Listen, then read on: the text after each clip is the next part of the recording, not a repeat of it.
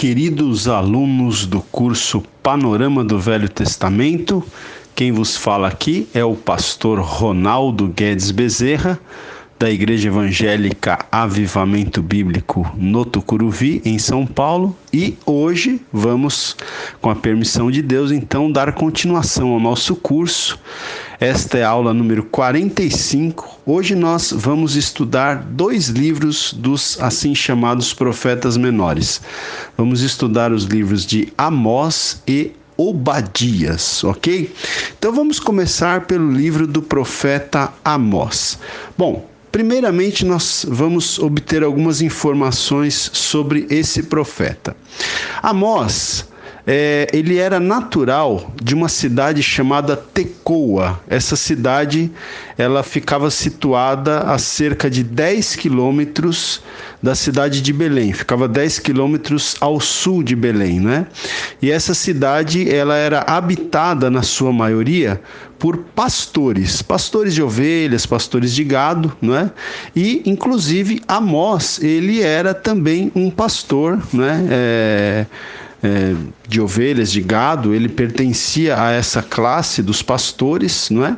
E também Amós, ele também recolhia figos silvestres, né? O texto bíblico nos revela isso aqui, o texto do livro do profeta Amós. Ele também recolhia figos silvestres. Agora, uma coisa interessante, até por ele ser um pastor e por colher figos silvestres, Amós ele não foi ordenado oficialmente como profeta, né? E nem mesmo tinha assistido a uma escola de profetas, né? Ele nem tinha sido ordenado e nem mesmo tinha assistido, ou seja, nem mesmo tinha sido aluno de uma escola de profetas. O único motivo para ele pregar a palavra de Deus foi a chamada divina, não é? E mais do que suficiente no caso, né? Então, o único motivo para ele pregar foi uma chamada divina, né? E o ministério dele foi especialmente às 10 tribos do norte, tá? Então, veja que interessante. Amós, ele nasceu no sul, ele nasceu no Reino do Sul, mas o ministério dele foi direcionado especialmente para as 10 tribos do norte, embora ele também tivesse uma mensagem para Judá, ou seja, o Reino do Sul, não é?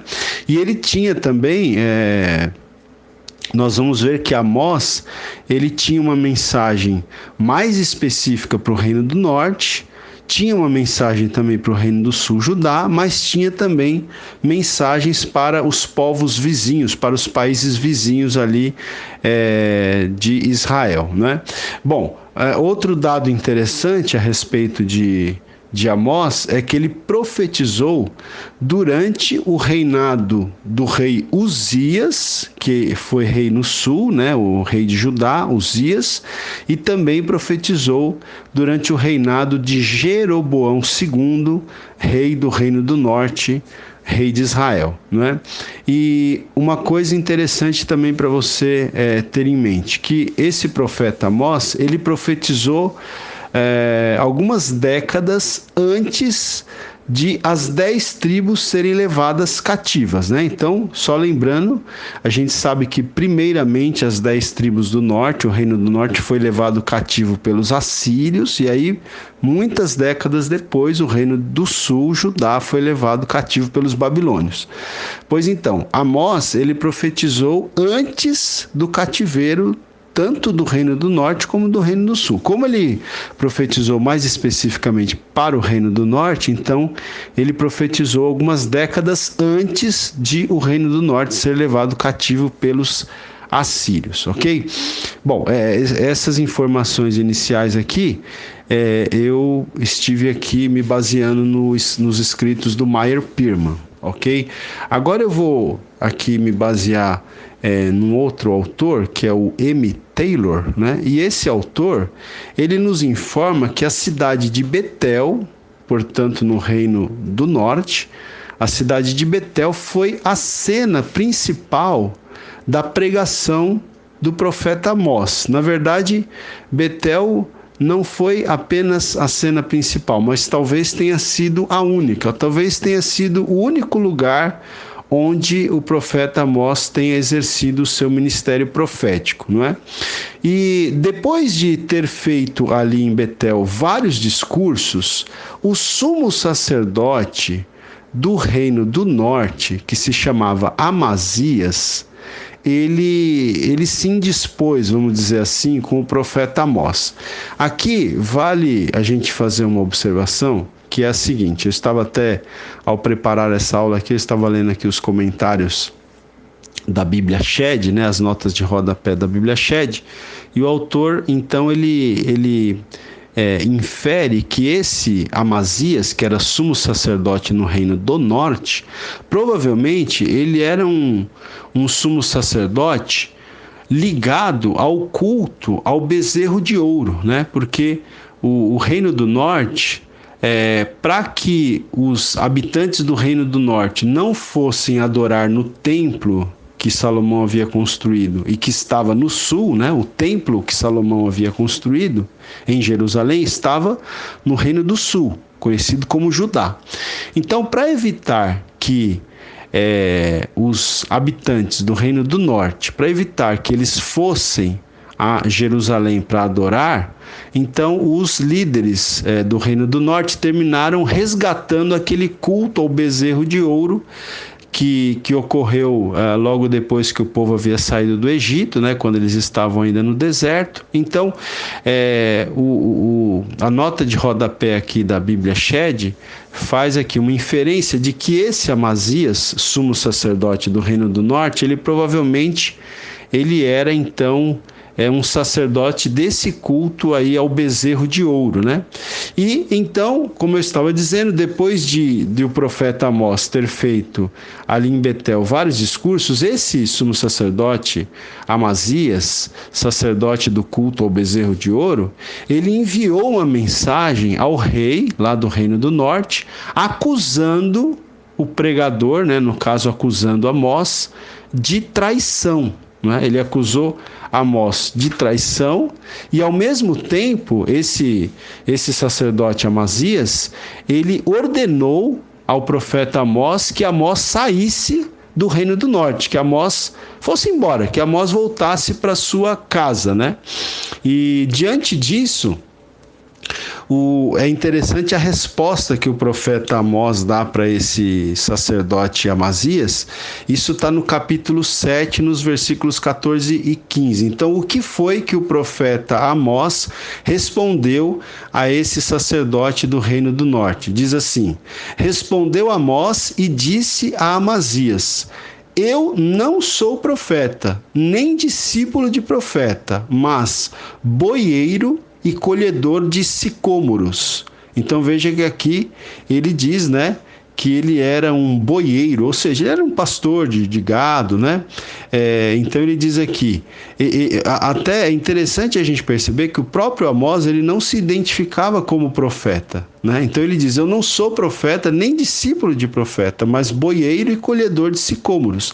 Mas o Senhor me tirou de após o gado, e o Senhor me disse: vai e profetiza ao meu povo de Israel. Então ele diz aqui que ele não era profeta, nem discípulo de profeta, mas cuidava de gado, era colhedor de sicômoros, mas que o Senhor havia tirado ele dessa atividade de cuidar do gado e havia mandado ele ir profetizar ao povo do norte, né, ao reino do norte, ao povo de Israel, né?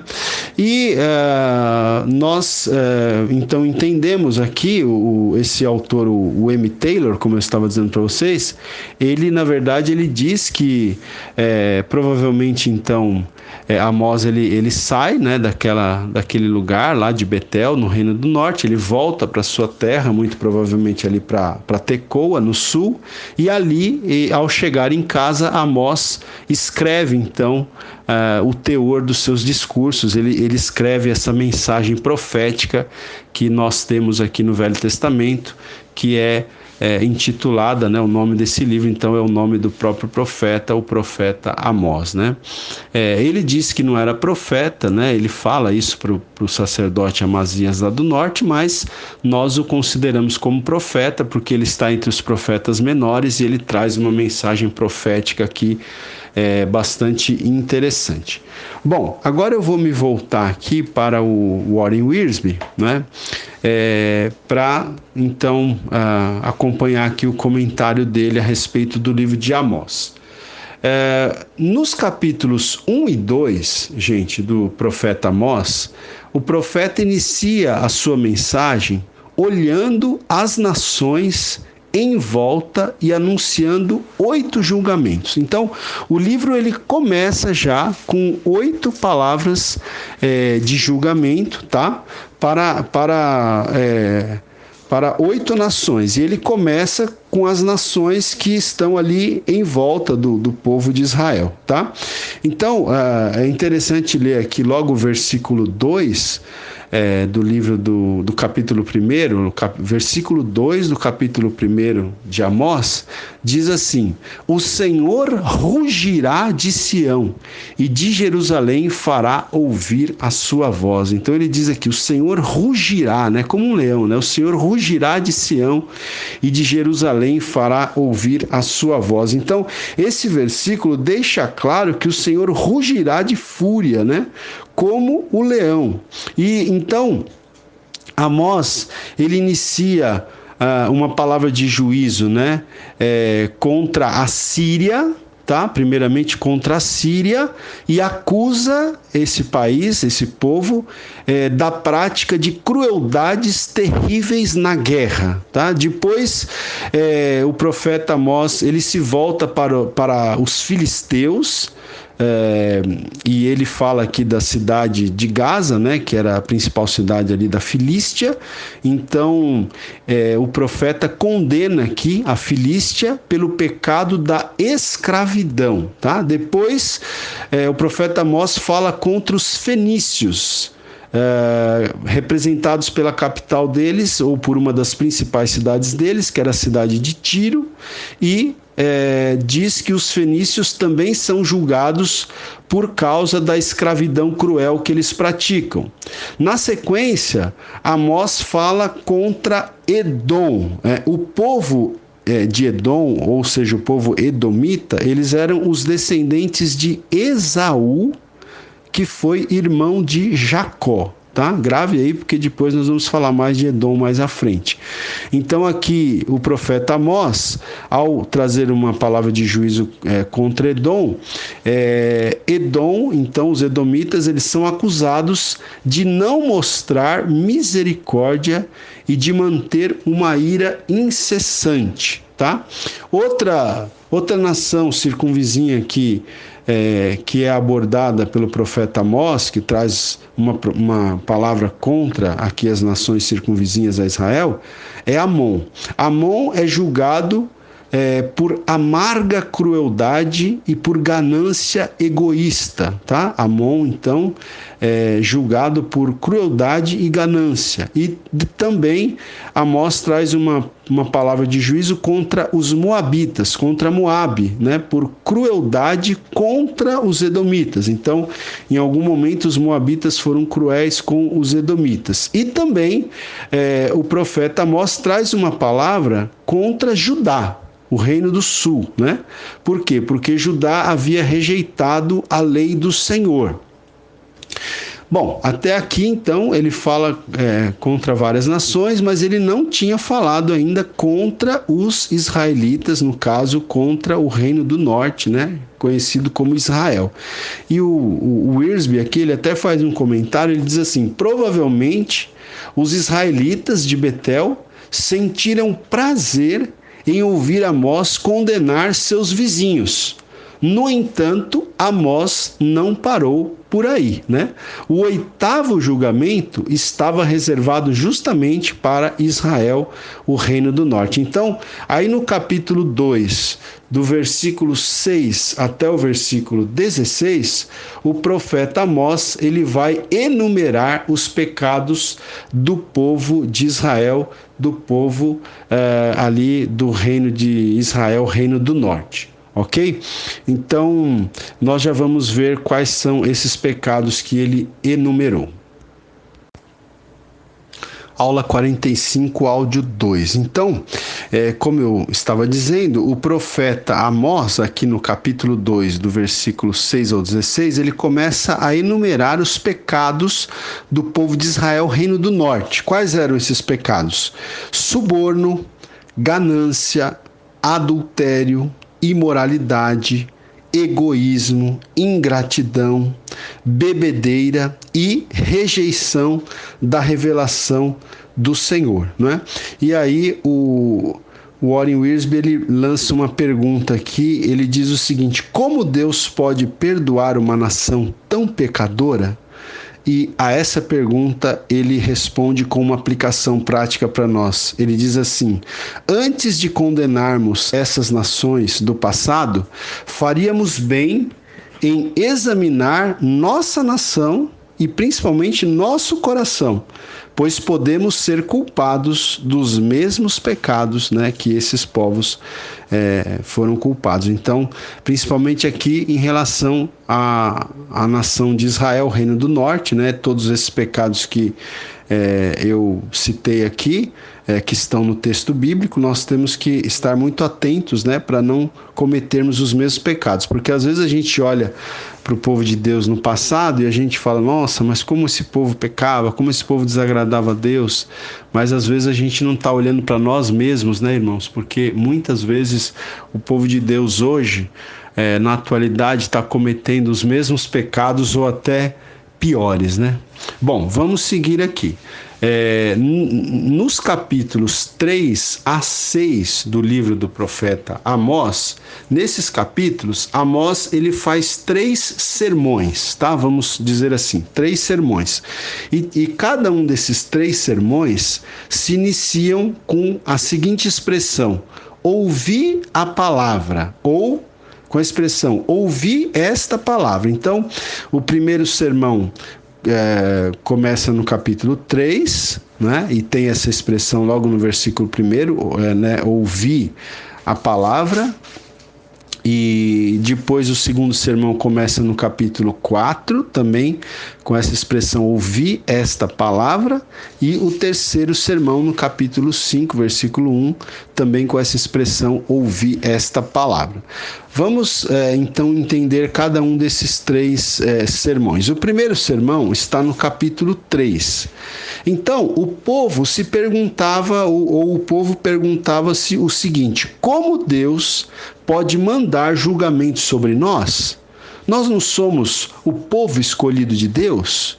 No entanto, queridos, o fato de o povo ser o povo escolhido de Deus era justamente a razão para o julgamento.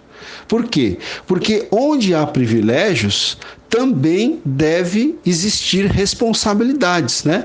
Eu vou ler aqui os versículos 1 e 2 do capítulo 3, porque esses 2 versículos deixam isso bastante claro. Olha aqui, capítulo 3, versículos 1 e 2, diz assim: ouvi a palavra que o Senhor fala contra vós outros, filhos de Israel, contra toda a família que ele fez subir da terra do Egito, dizendo: de todas as famílias da terra, somente a vós outros vos escolhi, portanto, eu vos punirei por todas as vossas iniquidades. Então veja, o versículo 2 destaca justamente isso, né? Que de todas as famílias da terra, somente ao povo de Israel o Senhor escolheu, e portanto, por isso, o Senhor os puniria por causa das suas iniquidades, né? Porque a quem mais é dado, mais será exigido, mais será cobrado. A palavra de Deus já traz esse princípio, né? Então, por eles serem escolhidos e por eles não terem andado de acordo, né, com a aliança que haviam feito com o Senhor, por isso eles iriam ser punidos, porque por terem aliança com o Senhor, eles tinham muitos privilégios, mas eles também tinham responsabilidades, e eles não haviam andado de acordo com essas responsabilidades, né? Então, aqui nesse capítulo 3, inclusive, o profeta Amós, ele anuncia que os assírios estão a caminho, né? Estavam a caminho, ok? Então, lembre-se que eu disse que o profeta Amós profetizou décadas antes de o reino do norte cair cativo pela Assíria, né? Então, Amós ele já anuncia aqui, ele já profetiza que os assírios estão a caminho para destruir ali o reino do norte, né?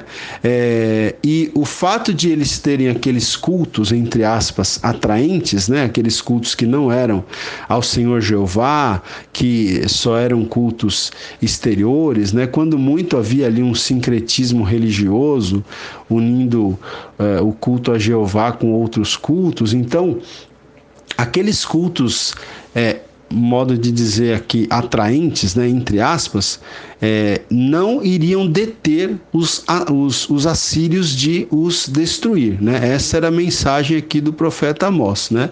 Ele até diz aqui no texto que seriam destruídas as casas de verão e de inverno, né? Até destacando que o povo ali do Reino do Norte, em muitos lugares, vivia em um grande luxo, né? Aliás, o Warren Wiersbe aqui na introdução, que eu nem li a introdução dele, ele fala justamente disso, que o Reino do Norte desfrutava de paz e de prosperidade, né? Que eles viviam luxuosamente. Então, essa prosperidade provavelmente os estava afastando do Senhor, né? Então, esse aqui é uma coisa que a gente precisa parar para pensar, para refletir, para aplicar na nossa vida, né, gente? Nós vivemos um tempo de muita prosperidade. Eu vejo que o Brasil, com todos os problemas que ele tenha, problemas econômicos, nós ainda aqui no nosso país, nós vivemos uma época de muita prosperidade, de muitas oportunidades, e nós temos que tomar muito cuidado para que essa prosperidade, né, não nos afaste do Senhor, como aconteceu aqui nessa época do profeta Amós, especificamente no Reino do Norte. Bom, o segundo sermão está no capítulo 4, né? E aqui, veja, seguindo na mesma linha, agora o destemido profeta Amós, ele chama as mulheres que vivem luxuosamente lá no Reino do Norte, né, que vivem despreocupadas com os outros, ele as chama de vacas de Bazã, né? Eu vou até ler aqui, capítulo 4, versículo 1, ele diz assim: ouvi esta palavra, vacas de Bazã, que estais no monte de Samaria, oprimis os pobres, esmagais os necessitados, e dizei a vosso marido, dá cá e bebamos, né? Então ele denuncia aqui aquelas mulheres que viviam numa vida luxuosa, que ainda exploravam, né, os pobres, os necessitados, né, e viviam essa vida totalmente desconectada da realidade, sem temor de Deus. Então o próprio profeta Amós chama essas mulheres de vacas de Bazã, né? É um termo bem forte. E aqui, nesse segundo sermão, né, o profeta Amós, ele continua destacando que Deus, ele enviou as suas admoestações ao povo, mas o Senhor não foi ouvido, né, pelo povo de Israel, né? Então, o Senhor inclusive permitiu que os melhores jovens do Reino do Norte, da nação, morressem em guerras, né? Mas mesmo assim, nem com isso acontecendo, o povo se arrependeu, o povo se voltou para Deus, né? Então, o texto bíblico aqui diz que, ou melhor dizendo, o texto aqui do Warren Wiersbe, ele diz assim: Deus não usaria mais as calamidades naturais. Agora, ele mesmo, o próprio Deus, viria. E aí o Warren Wiersbe destaca o versículo 12 do capítulo 4, que é aquele versículo famoso que diz assim: prepara-te, ó Israel, para te encontrares com o teu Deus, né? Prepara-te, ó Israel, para te encontrares com o teu Deus. Mas o Warren Wiersbe, ele interpreta esse versículo aqui da seguinte maneira, que o povo tinha que estar preparado para o juízo de Deus que viria, né? Porque o Senhor tinha, né, falado com o povo, tinha enviado admoestações, mas o povo não tinha ouvido. O Senhor tinha permitido até que jovens morressem na guerra, mas eles não tinham se arrependido. Então agora o povo tinha que se preparar para se encontrar com Deus, no sentido de que Deus trataria diretamente com o povo por causa do seu afastamento do Senhor, né? E aí então, também os capítulos 5 e 6 do profeta Amós, esses dois capítulos, eles formam então o terceiro sermão aqui que Amós traz para o povo de Israel, para o Reino do Norte, especificamente, ou mais especificamente. Então, nesses capítulos 5 e 6, Amós, ele lamenta, né, quando ele vê que o julgamento de Deus está vindo para a sua nação, né? Para o povo de Israel, né? Embora Amós fosse do sul, de alguma maneira os reinos do sul e do norte eram reinos irmãos, né? Porque todos eram descendentes de Jacó. Então Amós, ele lamenta quando ele vê o julgamento vindo para a sua nação. E o versículo 3 aqui do capítulo 5 sugere que 90% das pessoas morreriam por causa do juízo de Deus, né? Eu vou até ler aqui com vocês aqui, ó, esse versículo, capítulo 5, versículo 3, diz assim: porque assim diz o Senhor Deus, a cidade da qual saem 1000 conservará 100, e aquela da qual saem 100 conservará 10 a casa de Israel. Então, é justamente o que o Wiersbe está dizendo aqui, que esse versículo sugere que 90% das pessoas morreriam, né? E ele também destaca aqui que a gente deve observar aqui nesse capítulo 5 o uso repetido do verbo buscar, né? Então, por exemplo, no versículo 4, pois assim diz o Senhor à casa de Israel, buscai-me e vivei. Versículo 6, buscai ao Senhor e vivei. Versículo 14 também, diz aqui, buscai o bem e não o mal, para que vivais, né? Então a mensagem aqui é essa no capítulo 5, buscai ao Senhor e vivei, buscai ao Senhor e vivei, né, irmãos? Nós só viveremos, né, uma vida realmente abundante enquanto estamos aqui na face dessa terra, se nós buscarmos ao Senhor. Buscai ao Senhor e vivei, foi aqui a mensagem do profeta Amós aqui no capítulo 5.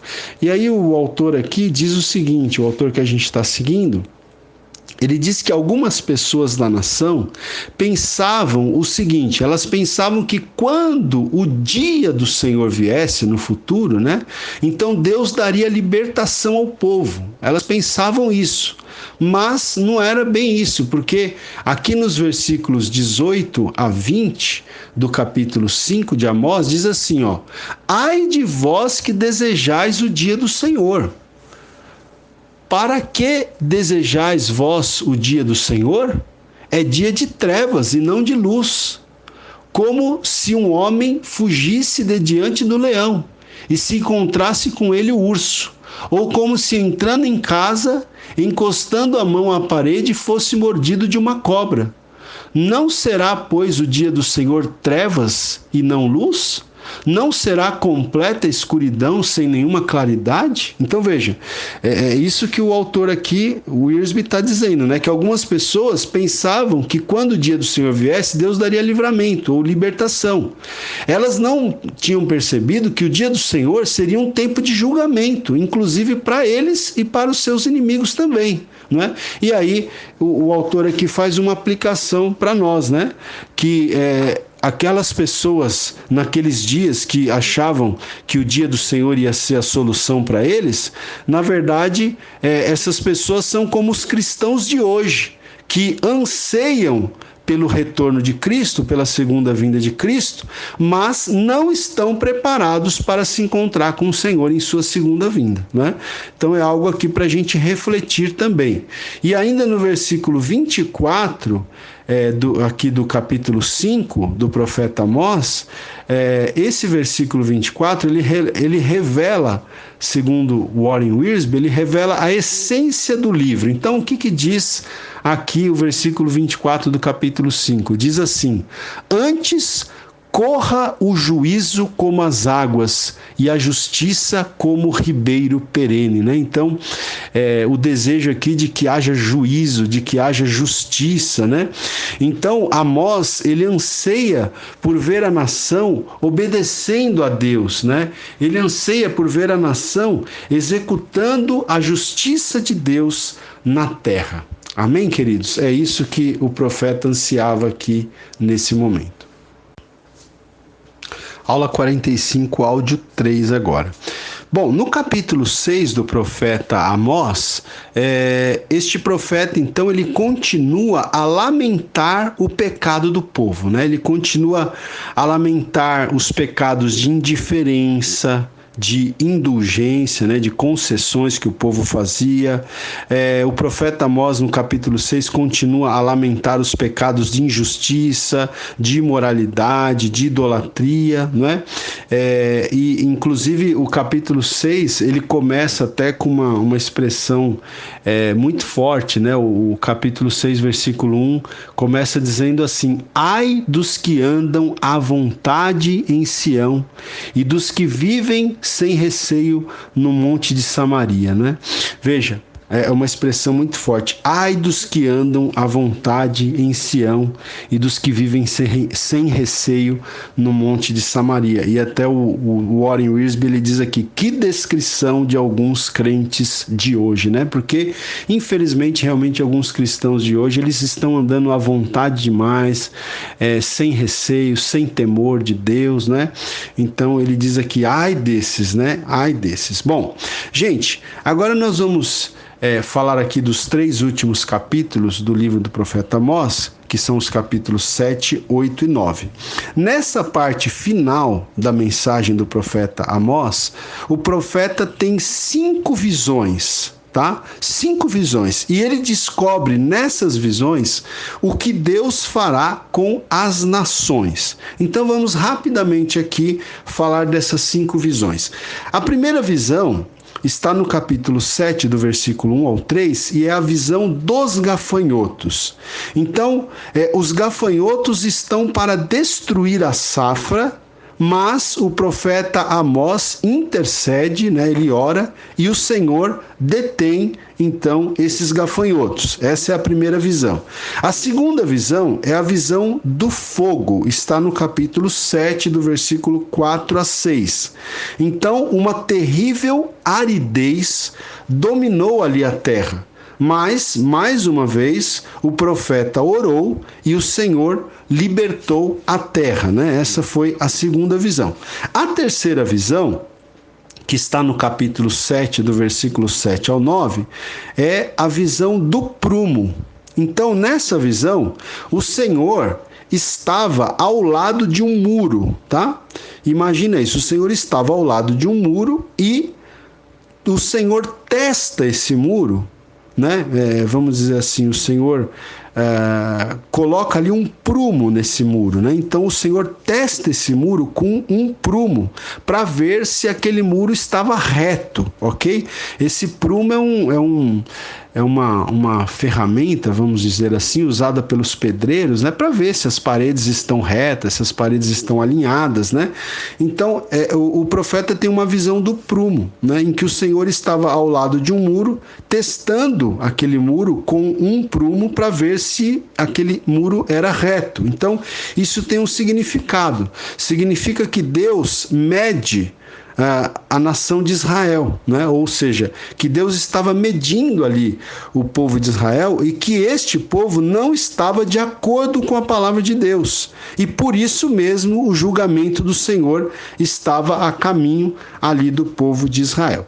Bom, é nesse capítulo 7, então, como eu disse a princípio, né, logo no começo da aula, que existe aquele embate entre o profeta Amós e o sumo sacerdote do culto ali do bezerro de ouro, o sumo sacerdote chamado Amazias. Lembra-se que Amazias comunica o rei Jeroboão das palavras de Amós.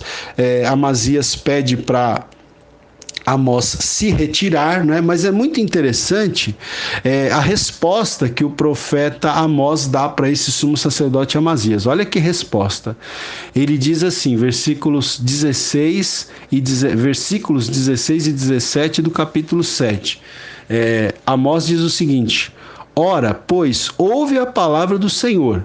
Tu dizes, não profetizarás contra Israel, nem falarás contra a casa de Isaque. Quem dizia isso era o sacerdote Amazias, né? Dizia para o profeta Amós não profetizar.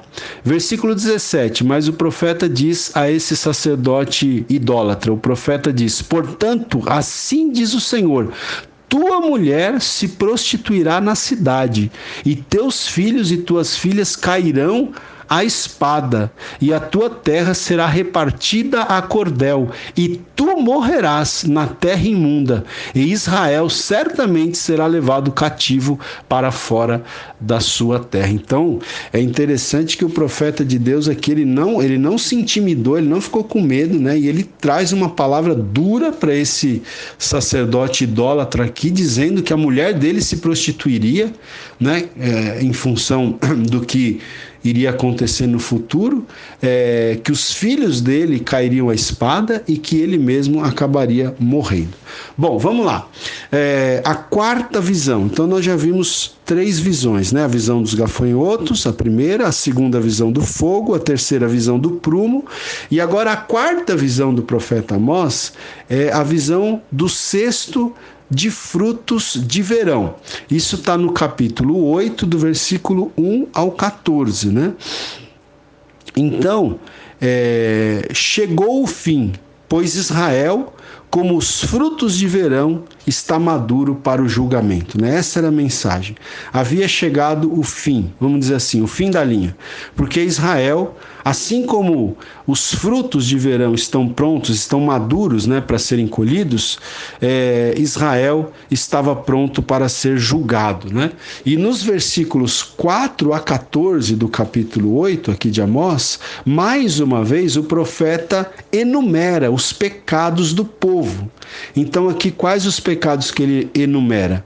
Roubar os necessitados, reclamar porque os dias santos interferem nos negócios, estabelecer preços abusivos que lesam o pobre, né? Então esses eram os pecados do povo aqui, né? Achei interessante isso aqui, né? Diz até aqui que o povo reclamava porque os dias santos interferiam nos negócios, né? É muito interessante, a gente tem que tomar muito cuidado, né, irmãos, para a gente não ficar tão envolvido nos negócios, nas coisas dessa vida, que a gente até reclame que os dias dos cultos na igreja nos atrapalhem nos nossos negócios, nos atrapalhem de ganhar dinheiro, né? De repente a gente começa a reclamar, né? E a gente não vai ter mais tempo para Deus dessa maneira, né? Muito cuidado, porque aqui Deus ele estava condenando o povo por isso, olha, porque reclamavam porque os dias santos interferiam nos negócios deles, né? Então veja como essa mensagem é atual, né? Então veja, Deus adverte ali o povo que ele enviará, né, a sua ira sobre o povo, e não apenas por meio de calamidades naturais, mas também na forma de fome pela palavra do Senhor. Olha, essa parte aqui é muito forte também. Então veja, Deus ele adverte que ele iria enviar a sua ira, o seu juízo, não apenas por meio de calamidades naturais, mas também na forma de fome pela palavra do Senhor. Aí você fala, mas fome da palavra do Senhor não é bom? É bom, só que o autor aqui ele continua dizendo, eles não ouviram a palavra quando tinham a oportunidade para isso. Por essa razão, ele afastará a palavra deles. Então, o Warren Wiersbe, ele diz que Deus iria trazer o seu juízo colocando fome pela palavra, mas a palavra eles já não teriam mais acesso a essa palavra, né? Então, Deus não lhes daria acesso a essa palavra. Veja, eu vou até ler aqui o capítulo 8, versículo 11, para você então entender isso aqui, ó. Capítulo 8, 11 diz assim: Eis que vem dias, diz o Senhor Deus, em que enviarei fome sobre a terra, não de pão, nem sede de água, mas de ouvir as palavras do Senhor. Andarão de mar a mar e de norte até ao oriente. Correrão por toda parte, procurando a palavra do Senhor, e não a acharão, né? Então veja, eles teriam fome, né? O profeta aqui diz que chegaria um tempo em que eles teriam fome da palavra do Senhor, mas não a encontrariam. Iam andar de mar a mar, né? Iam andar por todo lado, correndo por toda parte, procurando a palavra do Senhor, mas não a achariam, né? Então é muito forte isso daqui, né? Que isso não ocorra conosco, né? Eu estou me lembrando aqui daquele texto do profeta Isaías que diz: buscai ao Senhor enquanto se pode achar, invocai-o enquanto está perto, né, gente? Bom, e aí a última visão, a quinta visão que o profeta Amós teve, foi uma visão no altar, tá? Está no capítulo 9, do versículo 1 ao 10. Então, aqui nessa visão, Amós, ele vê o próprio Senhor. Ele vê o próprio Senhor. E os versículos 8 e 9, aqui do capítulo 9, esses versículos apresentam o que o Senhor planeja fazer. Ele compara o julgamento que está a caminho com o peneirar do trigo. Né? Então, o texto aqui compara, né, o julgamento que o Senhor está para trazer, que está a caminho, com o peneirar do trigo. Os grãos bons, ou seja, os crentes verdadeiros, serão salvos, mas o joio será queimado, né? E aí, então, o profeta Amós, ele encerra a sua profecia com uma nota de vitória, né? Por quê? Porque os versículos 11 a 15, ou seja, os últimos versículos do livro do profeta Amós, esses versículos eles trazem a promessa de restauração futura. Então, nos livros dos profetas, tanto menores quanto maiores, é bastante comum você ver palavras de juízo, né? Os profetas trazendo palavras de juízo, mas eles também geralmente trazem uma palavra de restauração, uma promessa de restauração, uma promessa de esperança. Então, os últimos versículos do livro de Amós, eles trazem essa palavra, né, de esperança, essa promessa de restauração. Inclusive, os versículos 11 e 12, veja só, os versículos 11 e 12 do capítulo 9 de Amós, eles são citados em Atos, capítulo 15, versículos 14 a 18, tá? Naquele primeiro concílio da igreja cristã, né? Então, Atos 15 narra o primeiro concílio da igreja cristã. E em Atos 15, dos versículos 14 a 18, são citados os versículos 11 e 12 aqui do capítulo 9 do profeta Amós, tá? Eu vou ler aqui o versículo 11, então, nessa promessa de restauração, diz assim a palavra do profeta: naquele dia levantarei o tabernáculo caído de Davi, repararei as suas brechas e, levantando das suas ruínas, restaurá-lo-ei como fora nos dias da antiguidade, né? Então, uma promessa maravilhosa aqui, e eu estou aqui com a Bíblia Shed, né? E a Bíblia Shed, ela nos diz o seguinte: olha, o concerto de Deus com Davi, veja, a nota de rodapé aqui da Bíblia Shed, comentando esse versículo 11, diz assim: o concerto de Deus com Davi, que está lá em 2 Samuel capítulo 7, esse concerto, essa aliança de Deus com Davi, continha uma promessa de que os descendentes de Davi teriam um reino eterno. E Jesus Cristo, como filho de Davi, como descendente de Davi, é o cumprimento da promessa profética, fazendo que tanto judeus como gentios sejam participantes das glórias do reino celestial do Filho de Deus. Então, a gente pode ver aqui nesse versículo 11 do capítulo 9 de Amós, realmente uma referência a Cristo, né? Porque o versículo diz: naquele dia levantarei o tabernáculo caído de Davi.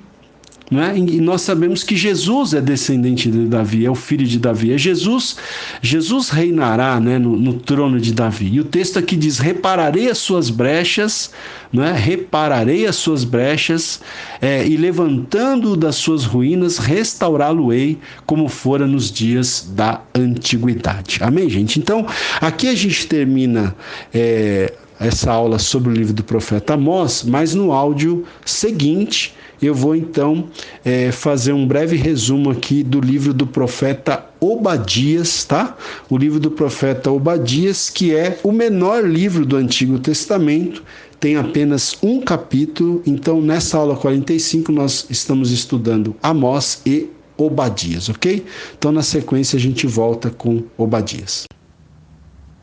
Aula 45, áudio 4 agora. Então, irmãos, nesse último áudio eu quero falar sobre o livro do profeta Obadias, ok? Bom, o tema do livro do profeta Obadias é o pecado de Edom. E aí surge a pergunta: quem é Edom, ou quem são os edomitas, não é? Os edomitas, queridos, eles são os descendentes de Esaú, não é? Então você se lembra que Abraão gerou Isaac, né? Isaac, de Rebeca, gerou 2 filhos gêmeos, Esaú e Jacó, né? Então, Esaú é irmão de Jacó, e de Esaú surgiu o povo que nós conhecemos como os edomitas, tá? E de Jacó surgiu o povo que nós conhecemos como os israelitas. Então, o que acontece? Os edomitas e os israelitas eram povos irmãos, né? Eram povos irmãos. Assim como Esaú e Jacó eram irmãos, os povos que descenderam de Esaú e Jacó também, os edomitas e os israelitas, eram também povos irmãos.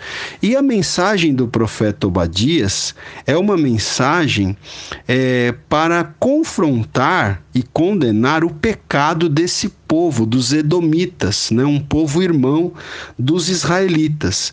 E o grande pecado deles foi a violência que eles praticaram contra os judeus, né? Contra os israelitas, mais especificamente contra os judeus, que eram um povo irmão deles, né? Então, Deus, ele inspira o profeta Obadias a escrever esse livro para, então, condenar, né, e confrontar os edomitas em relação aos pecados deles contra o povo de Judá, contra os judeus, que eram um povo irmão, né? É interessante a gente lembrar que sempre houve, né, um antagonismo, né, entre os edomitas e os israelitas, né? Isso já começou a acontecer quando Esaú e Jacó estavam no ventre de Rebeca. Você deve se lembrar do texto que a Bíblia diz lá em Gênesis 25 que os dois já lutavam no ventre de Rebeca, né? A Bíblia até diz que Rebeca ficou bastante assim entristecida, porque os filhos ainda no ventre já lutavam, né, no ventre dela, e ela até orou ao Senhor para saber o porquê daquilo, e Deus disse para ela: olha, 2 povos há no teu ventre, né? E 2 nações sairão de ti, né? E até disse lá que o mais velho seria menor do que o mais novo, né? O mais novo seria maior do que o mais velho, né? E nós sabemos que Esaú foi o primogênito, embora eles eram gêmeos. Esaú saiu primeiro do ventre de Rebeca e logo na sequência saiu Jacó, né?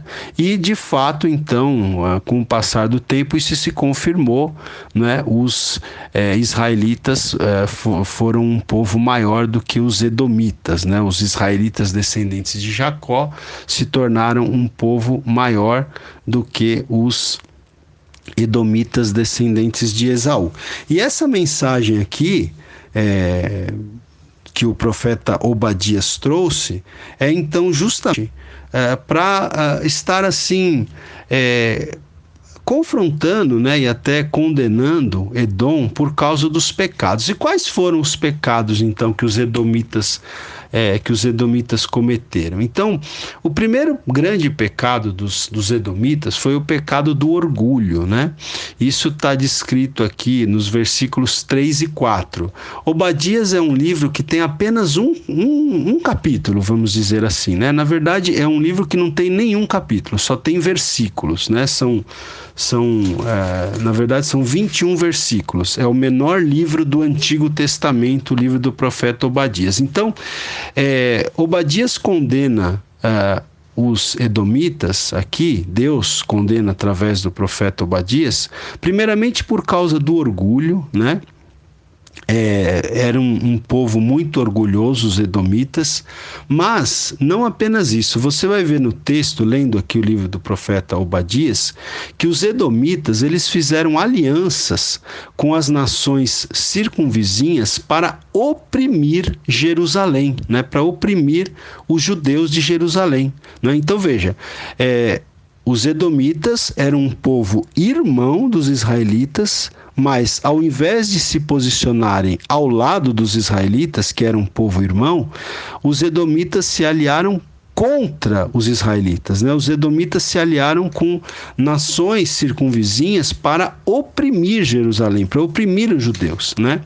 E mais, foi uma série, né, de ações muito violentas, né, dos edomitas contra os judeus, contra o seu povo irmão ali, os israelitas. Então, o texto bíblico vai nos permitir entender que os edomitas, inclusive, eles ajudaram na destruição de Jerusalém.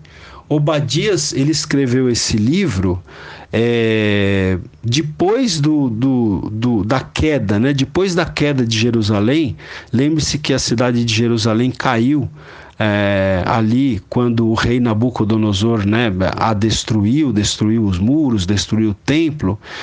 Então, quando Jerusalém e Judá foram levadas para o cativeiro babilônico, então o livro de Obadias foi escrito depois desta queda de Jerusalém, desta queda de Judá, não é, para o Império Babilônico. E os edomitas, eles ajudaram, não é, na destruição de Jerusalém, né? Eles não fizeram nada para impedir que Jerusalém fosse destruída, né? E na verdade os edomitas encorajaram, né, os inimigos de Jerusalém, os inimigos dos judeus, os inimigos de Judá. Os edomitas encorajaram esses inimigos a realmente destruir a cidade de Jerusalém. Mas os pecados dos edomitas não pararam aí, porque além de fazer alianças para oprimir Jerusalém, além de ajudar na destruição de Jerusalém, você vai entender pelo texto bíblico que os edomitas, ao invés de chorar pela calamidade, né, que aconteceu ali com o seu povo irmão, muito pelo contrário, ao invés de chorar, eles se alegraram, eles sentiram prazer, né, na destruição de Jerusalém, na destruição dos judeus. Mas não parou por aí. Você vai ver pelo texto bíblico que, além de se alegrar, eles tiraram vantagem da situação dos judeus e roubaram as riquezas do povo e da cidade. Então, enquanto o povo judeu estava sendo destruído pelos babilônios, os edomitas, que eram um povo irmão, veja você, né? Era um povo irmão. Em tese, era para esse povo, os edomitas, se posicionarem ao lado dos israelitas, porque era um povo irmão, mas eles fizeram exatamente o contrário, né? Além de fazerem alianças para oprimir Jerusalém, além de ajudarem na destruição de Jerusalém, além de se alegrarem com a destruição de Jerusalém, eles ainda tiram vantagem, porque enquanto os babilônios estavam destruindo a cidade, os edomitas ainda foram lá e roubaram as riquezas, né, dos judeus, dos israelitas, roubaram as riquezas do povo que era irmão deles ali, né? E não parou por aí, né? Ainda também, naquele momento em que os babilônios estavam destruindo a cidade de Jerusalém, alguns judeus tentaram fugir, tentaram proteger as suas famílias, todavia os edomitas bloquearam o caminho deles, né? Não lhes permitiram fugir e até mesmo ajudaram a capturar os judeus que estavam tentando fugir e entregaram esses judeus aos babilônios, né? Então os edomitas agiram de uma maneira muito triste, muito terrível, né? para com os judeus, que eram um povo irmão. Por isso que Deus usa o profeta Obadias para trazer uma mensagem de juízo contra, né, o povo edomita, né? E os edomitas, eles fizeram uma grande celebração, né? Quando o povo judeu foi levado cativo, quando o povo judeu foi ali, muitos morreram, foram mortos pelos babilônios, né? Agora, é interessante você observar aqui no versículo 15 do livro de Obadias, que esse versículo 15, ele informa que Deus os trataria aos edomitas da mesma forma que eles trataram os judeus, né? Ou seja, os edomitas traíram os judeus, por isso os aliados dos edomitas os trairiam também. Eles, os edomitas, pilharam, né, roubaram, saquearam os judeus, assim a nação deles também seria roubada, também seria saqueada. Era essa a profecia que Obadias trazia para essa nação de Edom, né? Edom foi violenta para com os judeus e, portanto, seria totalmente exterminada, né? Edom queria a destruição dos judeus e, no entanto, Edom é quem foi destruída no final pelos babilônios, né? Então veja, é interessante que os edomitas, a princípio, eles se aliaram aos babilônios para derrotar os judeus, mas no final das contas, né, os judeus, depois de 70 anos de cativeiro, conseguiram voltar para sua terra, para Jerusalém, conseguiram reconstruir a sua terra, enquanto que os edomitas, que a princípio se aliaram com os babilônios, foram destruídos pelos próprios babilônios, conforme profetizado aqui nos versículos 10 e 18 do livro do profeta Obadias. Ou seja, Edom colheu o que plantou, né? E o versículo 17 do livro de Obadias, então, ele marca o ponto de virada aqui, né? Porque a partir desse ponto, então, existe aqui, por exemplo, no versículo 18, né, há uma promessa de reunião, né, de restauração, né? Por exemplo, o versículo 18 aqui diz então: a casa de Jacó será fogo e a de José chama, a casa de Esaú restolho, né? Aqueles, diz aqui, incendiarão a este e o consumirão, e ninguém mais restará da casa de Esaú, porque o Senhor o falou, né? Então, gente, é isso, né? Depois aqui no final do livro de Obadias, fala aqui nos últimos versículos, né? Dos judeus, então, possuindo finalmente as suas herdades, né? Aquelas terras que lhes foram prometidas, enfim, né? Eu vou aqui ler aqui o comentário do Warren Wiersbe aqui. Ele diz o seguinte: chegará o dia em que os judeus possuirão as suas herdades, ou seja, sua terra, seu templo, sua cidade e seu reino. Nos versículos 17 a 20 aqui do livro de Obadias, a palavra-chave é possuir, né? Sem dúvida, a terra pertence a Israel, por causa da promessa do Senhor a Abraão. Contudo, Israel não tem a posse total dessas coisas. Por quê? Porque as nações gentias, né, as nações gentílicas, têm dominado a terra ali da Palestina há séculos. Todavia, conforme diz aqui o Warren Wiersbe, aproxima-se o dia em que Jesus Cristo retornará para devolver a Israel suas posses, a fim de que as usufrua e use-as para a glória de Deus. Amém, queridos? Então, a mensagem aqui do livro do profeta Obadias é uma mensagem maravilhosa, né? Essa mensagem, ela diz para nós, em suma, o seguinte: que a gente tem que tomar muito cuidado com a maneira que a gente age para com os nossos irmãos, né? Edom agiu de maneira muito violenta, de maneira imprópria para com o seu irmão, os israelitas, os judeus, e eles foram então julgados pelo Senhor, né? Eles plantaram e eles colheram aquilo que eles plantaram. Então, vamos vigiar em relação a como nós tratamos os nossos irmãos, seja o nosso irmão de sangue, seja o nosso irmão de fé, né? Seja os nossos familiares, sejam as pessoas que nos cercam, né? Porque com a maneira que nós tratarmos as pessoas, nós seremos tratados. Da maneira que nós medirmos, nós também seremos medidos. Deus abençoe a tua vida e até a próxima aula, permitindo Deus.